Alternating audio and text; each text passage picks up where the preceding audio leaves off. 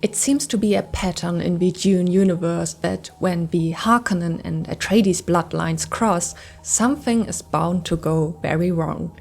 With the penultimate episode of Dune Prophecy, we now seem to have confirmation that Desmond Hart is the son of Tula Harkonnen and Orry Atreides. And because he has been wronged, he now wants to drag the entire Sisterhood and with it the Empire down with him.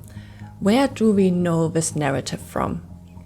All jokes aside, it makes sense to give Desmond a more relevant background than that of a simple soldier randomly chosen by Shai Hulud to be a prophet.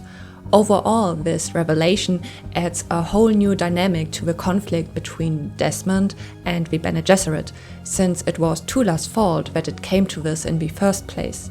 Because in the end, a Bene Gesserit herself is to blame for the crisis in the Sisterhood. But what I liked even more was the mention of the Imprinters and that we got to see their power hinted at by Sister Francesca. Who the Imprinters are, why you already know one from Denis Villeneuve's Dune films, and why they are so powerful will be the subject of this video. One more note, there will be no Dune video next week. This is simply because the episode will be released just before Christmas and I'd rather spend that time with my family.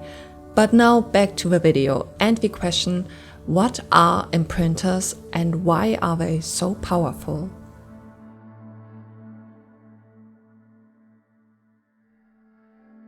Within the Bene Gesserit organization, there are many paths a Bene Gesserit can take depending on where their talents lie. Some work as truthsayers for nobles, others train acolytes or are sent by the Missionaria Protectiva to spread legends and myths to create religious structures. Then there are the Imprinters, who are trained to make a person compliant. They are able to use seduction and their sensual charms to ensure that the men they target are consciously or unconsciously inclined towards the Sisterhood. To be an imprinter means to be incredibly well trained.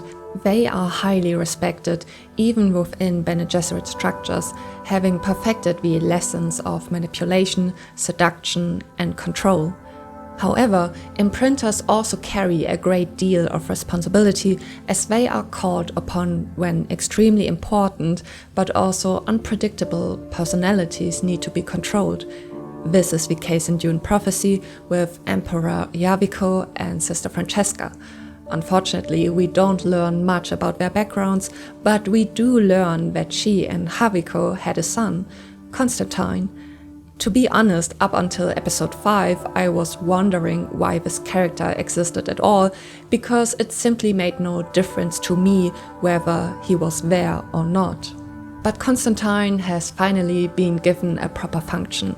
His existence illustrates the lengths to which the Bene Gesserit will go to secure their influence. They use imprinters to breed children with important people so that they can then occupy important positions. This allows them to both stabilize and expand their influence as they gain control and decision-making power. It shows the extent to which the Bene Gesserit are involved in the power system and how they can expand their influence in various factions. Francesca has opened up another option for the Bene Gesserit by indirectly holding the position of commander of the Emperor's fleet. I'm curious to see how this new possibility will be explored in the final episode. All of this has only been possible because Francesca's skills as an imprinter have bound Javicco to her. She has conceived a son with him, and her bond with him is still so strong, even after years of absence, that he cannot resist her and does practically everything she tells him. Francesca remains subtle, of course. The Bene Gesserit don't want people to be able to link decisions directly to their manipulations and thus get an idea of how powerful they really are.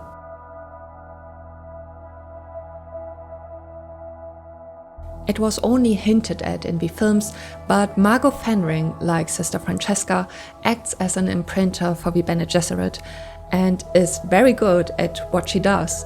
She was tasked by the Sisterhood to collect the genetic material of Feyd-Rautha Harkonnen and use her imprinting technique to make him compliant to the Bene Gesserit, knowing his unpredictable nature. But the Bene Gesserit wouldn't be the Bene Gesserit if they didn't have a solution. During the act of imprinting, a Bene Gesserit can implant a code word into its target's subconscious. When the code word is spoken, the target is paralyzed and unable to defend themselves. Lady Jessica knew this was the case with Feyd-Rautha and had advised Paul to use the code word in the final battle against Feyd-Rautha to ensure victory, but Paul refused, and we know the rest of the story.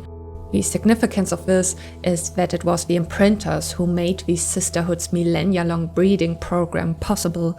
Without the Imprinters, it is highly unlikely that the Bene Gesserit would have gained as much power as they did during the time of Paul Atreides. The Imprinters are a key element in the success of the breeding program and symbolize the Bene Gesserit's highest art: manipulation, seduction, and influence.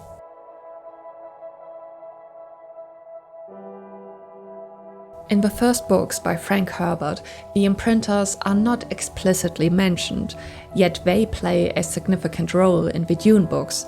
Without them, the Bene Gesserit would probably never have grown to such size. Of course, the Bene Gesserit have many paths and explore all possibilities, but the Imprinters add much to the mystique that surrounds this order. Thank you for watching this video to the end. Why don't you leave a like? It would really help the video so that other Dune fans can learn more about the Bene Gesserit. And I hope to see you again for my next video.